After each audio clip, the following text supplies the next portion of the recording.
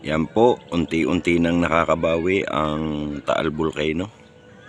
Tinutubuan na po uli ng pailan-ilang mga punong kahoy.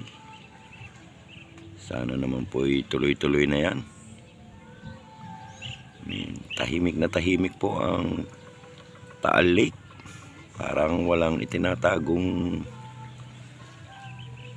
peligro para sa mga taga rito sa malapit sa bulkan.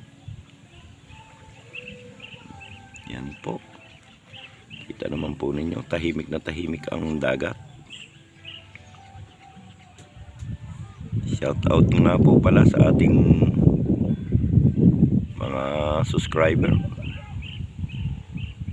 Yan po. Yan. Tanaw po ang